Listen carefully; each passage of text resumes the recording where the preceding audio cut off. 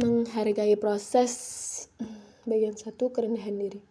Tak ada yang lebih menyenangkan dari bekerja bersama seseorang yang tinggi ilmu dan rendah hati, menjaga sopan santun dan tetap berkeinginan besar untuk belajar dari siapapun, menerima setiap proses dari tahapan dasar hingga terus meningkat ke tantangan yang lebih tinggi.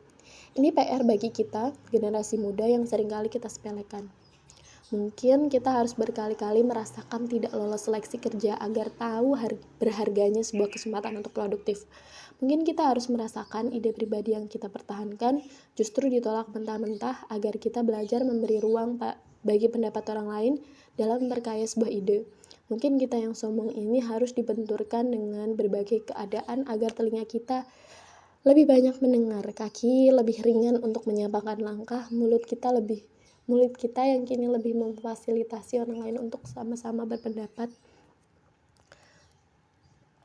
ruang di kepala yang siap diwarnai pendapat atau saran orang lain. Menghormati sesama dan menghormati proses tak akan membuat kita kehilangan sesuatu apapun. Tidak kepintaran, tidak harga diri, tidak ada. Mengelola ketidaknyamanan. Untuk segala sesuatu yang ingin kita lakukan atau tidak ingin kita lakukan, yang namanya alasan akan selalu ada. Mengapa kita memilih profesi tertentu, bergabung ke suatu kegiatan atau pekerjaan, mengapa bertahan di dalamnya, dan mengapa kita memilih keluar dari kegiatan atau pekerjaan atau tempat kerja tersebut. Dan yang paling menarik dari ketiga hal tersebut adalah apa yang membuat seseorang bertahan atau tidak dalam suatu kondisi, dalam sebuah kondisi. Dalam hal ini contoh saja pekerjaan. Ketidaknyamanan dalam pekerjaan itu hukumnya pasti ada, bisa bersumber dari rekan kerja, atasan, atau pekerjaan itu sendiri. Bertahan atau tidaknya seseorang akan kembali pada prioritas masing-masing. Apa yang kita cari atau ingin dapatkan dari bekerja di tempat tersebut, apakah lingkungan kerja yang sesuai dengan nilai-nilai pribadi, gaji yang menjanjikan, status sosial, peningkatan skill dan sikap kerja, memperluas jaringan, memperdalam pengetahuan dan keahlian terkait di bidang tertentu, atau yang lainnya.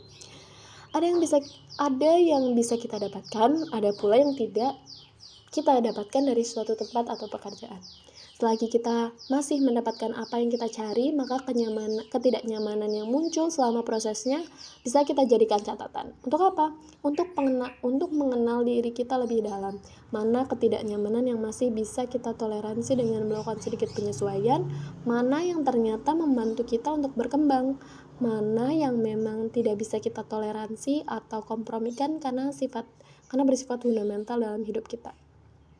Contohnya, Della memprioritaskan eksplorasi keahlian di bidang yang ia minati dengan gaji yang memadai. Ternyata dua hal itu ia dapatkan dari pekerjaan yang sedang dijalani. Di tengah perjalanan, ia menemukan ketidaknyamanan, misal atasannya yang task oriented, tidak terlalu memperhatikan kondisinya sebagai bawahan. Perjalanan menuju tempat kerja yang melelahkan, rekan kerja yang setiap hari membicarakan rekan kerja lainnya, dan mengeluh ini itu tentang pekerjaan atau tempat kerjanya. Pada dasarnya Della akan tetap bertahan di pekerjaannya karena tempat ia bekerja masih dapat memberikan kebutuhan prioritasnya. Sekarang tinggal menentukan bagaimana caranya ia mengelola ketidaknyamanan yang ditemui. Misal mengubah mindset bahwa ia akan memanfaatkan atasan yang sangat task oriented sebagai media belajarnya, mengasah keahlian di bidang tersebut. Berusaha berdamai bahwa ketidaknyamanan yang muncul hanyalah bagian dari proses yang perlu dilalui.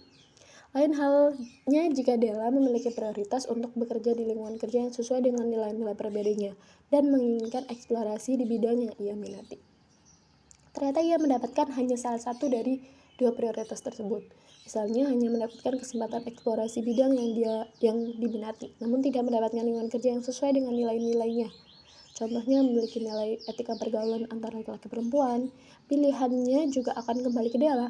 Apakah ia bisa deal dengan kondisi tersebut, misal dengan tetap teguh dengan pendiriannya dan mengabaikan ketidaknyamanan ketika terkait etika bergaul, lingkungan kantor yang tidak dijaga, lalu mencari hal lain yang bisa didapatkan dari pekerjaan dan tempat kerja, atau akhirnya memutuskan untuk menyudahi karena tidak bisa lagi deal dengan kondisi tersebut.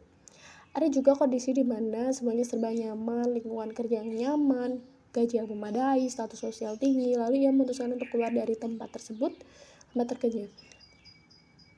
Bagi individu yang memiliki orientasi pada tantangan kerja yang tinggi, kondisi tempat kerja yang sudah terlalu nyaman membuat ia gelisah karena tak ada lagi tantangan baginya. Tantangan yang berarti, tidak ada tantangan yang berarti.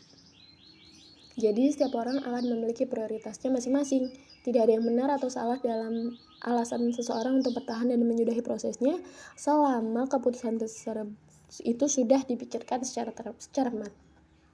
Memutuskan bertahan dengan kesiapan menghadapi situasi dan kondisi yang ada, menyudahi juga bukan karena alasan-alasan permukaan yang belum kita coba dan hadapi dan selesaikan. Ternyata, yang menarik dari menjalani dan mengevaluasi proses kita adalah munculnya berbagai kalimat ternyata. Ternyata kerja 8 jam sehari bisa saya jalani asal ternyata. Saya pikir pemimpin yang kompeten dalam bidangnya sudah masuk dalam pemimpin ideal. Ternyata setelah saya jalani, ternyata memiliki lingkungan kerja yang sesuai dengan nilai-nilai saya lebih krusial dari nominal gaji. Ternyata akan ada yang lebih mengerikan dari super berdesak-desakan di dalam kereta, yaitu tidak bisa masuk kereta. Kondisi nyaman atau tidak nyaman yang kita temui dalam proses akan menjadi penemuan menarik tentang diri yang akan membantu mengenali diri lebih dalam. Ternyata titik-titik sesuatu adalah fundamental bagi saya. Ternyata saya bisa mentoleransi keadaan yang ternyata saya tidak bisa mentolerir hal ini. Ternyata ada yang lebih krusial dari ternyata kinerja saya masih dipengaruhi oleh ternyata saya masih kurang dalam hal serangkaian pembelajaran ini akan sangat membantu pengambilan keputusan, juga menjadi catatan pengembangan diri yang masih harus diselesaikan.